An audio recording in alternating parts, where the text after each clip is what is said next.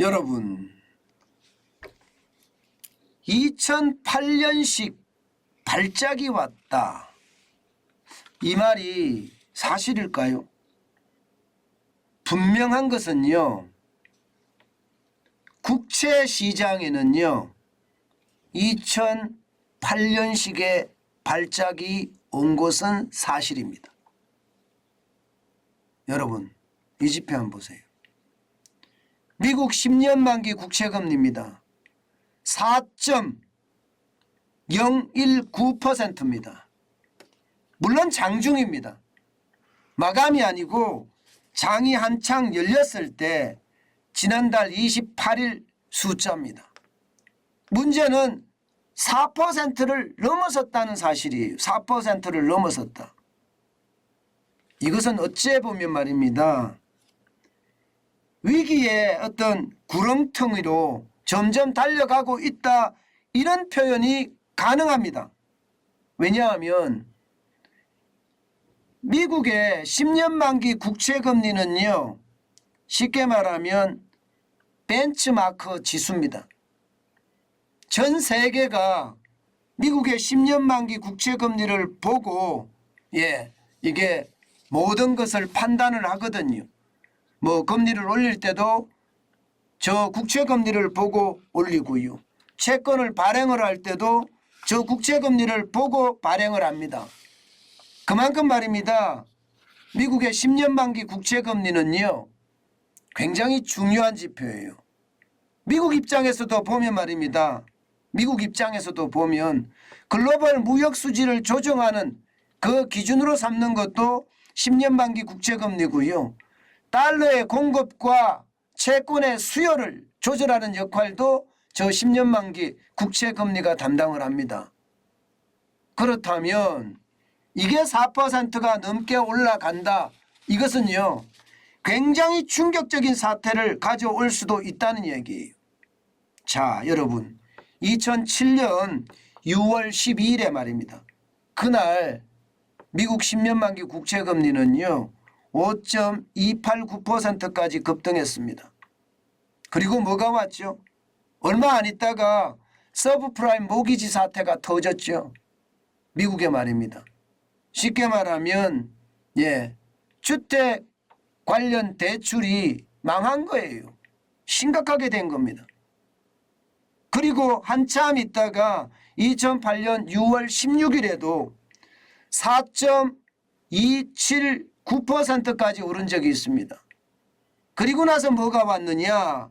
리먼 브라더스 사태가 터졌습니다. 리먼 브라더스 사태가 터지니까 이게 글로벌 금융위기로 확전이 됐죠. 서브프라임 모기지 사태가 터진 데다가 리먼 브라더스 사태가 터지면서 글로벌 금융위기는 그야말로 일파만파 됐었습니다. 그래서 위험하다. 10년 만기 국채금리가 장중이지만 4.019%가 넘었다는 것은 결국 말입니다, 2008년식 발작이 온 것은 아닌가, 시장에서는 그렇게 두려워합니다. 물론 말입니다, 물론 영국이 시장에서 국채금리를 무제한으로 650억 파운드인가요? 무제한으로 매입하겠다 이렇게 발표를 하면서 3.736까지 떨어지기는 했습니다. 그렇지만 지금 시장에서는요 4%를 다시 넘는 건 시간 문제다, 이렇게 이야기합니다. 시간 문제다. 그러면 결국 말입니다, 시장은 글로벌 금융위기 같은 그런 사태가 터질 거라는 이야기잖아요. 이 말은 결국 말입니다, 미국의 금융시장이 무너진다, 이런 얘기가 돼요. 금융시장이라는 게 뭐예요? 주식이에요. 주식. 주식시장이 무너진다는 이야기가 되는 겁니다. 미국은 우리나라하고 달리 우리는 부동산이 자산 비중이 한 60% 정도 되잖아요. 그죠? 그 외에 주식시장이나 채권시장 한 20% 정도밖에 안 됩니다. 미국은 반대입니다. 주식시장이 한 60% 넘습니다. 부동산 시장은 그렇게 크지 않습니다. 한 20%, 30%, 20%를 안 넘습니다. 20% 조금 넘든가 왔다 갔다 합니다. 그런 상황에 비춰 볼 때 말입니다. 여러분. 결국 말입니다.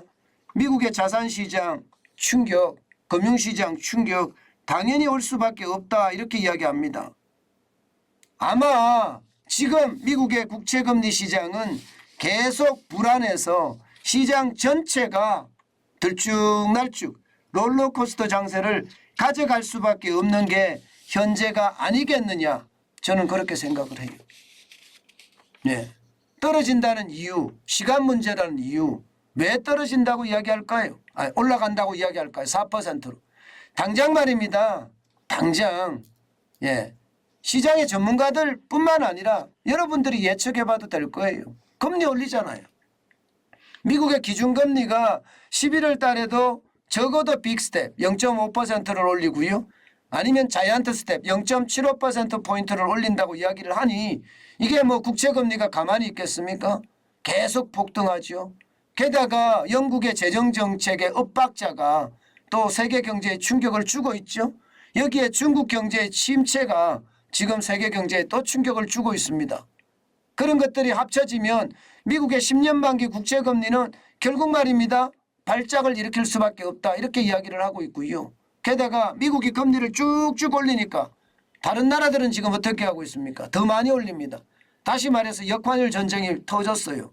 역환율 전쟁이 터지면 달러를 빌린 거 있잖아요. 외채. 달러 외채에 대한 이자는 어떻게 될까요? 커지겠죠? 이자가 커지면 어떻게 합니까? 이자에 대한 부담이 그 정도 커질 수밖에 없고 결국 말입니다. 우리나라도 마찬가지거든요. 중국도 지금 마찬가지거든요. 갖고 있는 미국 국채를 팔아버리는 거예요. 미국 국채를 팔아버리는 거예요. 그래서 현금화하는 거죠. 미국 국채를 팔면 어떻게 되겠습니까? 국채 가격은 떨어지고 실제로 공급이 많아지니까 가격은 떨어지겠죠. 가격이 떨어지면 수익률은요, 금리는요 올라갑니다.